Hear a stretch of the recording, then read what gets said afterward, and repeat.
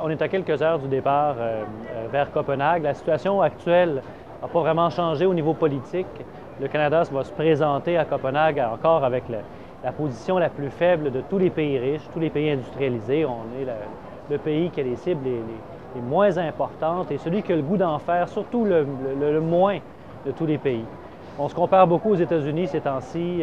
On dit que les États-Unis ont des cibles qui sont faibles. Attention! Les États-Unis sont en grand rattrapage après moins d'un an d'administration Obama. Ils ont mis les bouchées doubles, ils ont renversé deux mandats de l'administration de George W. Bush. Ils ont des projets de loi déjà au Sénat. Ils ont un accord politique sur des cibles qui doivent être bonifiées, c'est vrai, mais ils ont quand même un accord politique. Et ils ont investi des dizaines de milliards de dollars dans la nouvelle économie, les clean tech, l'énergie propre, alors qu'au Canada, les cibles sont extrêmement faibles, on n'a aucune loi, aucun règlement et des investissements dans l'industrie pétrolière. Donc, la comparaison, là, elle ne tient pas longtemps la route.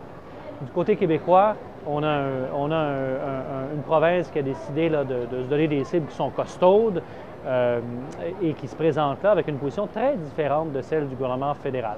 Alors, on verra sur place ce que ça va donner. Mais au final, ce qu'on sait avant de partir pour Copenhague, c'est que le momentum a repris. L'objectif à Copenhague, c'est d'avoir un accord qui est accepté par tous les grands pays du monde, un accord qui va être contraignant, puis qui va être suffisamment important au niveau des engagements de tous les pays pour éviter ce que les scientifiques appellent un changement climatique dangereux ou catastrophique. On ne pense pas que l'accord va tout régler, mais on pense qu'il y aura un accord et qu'il y a des choses qui se négocieront par la suite. Donc, on est relativement optimiste.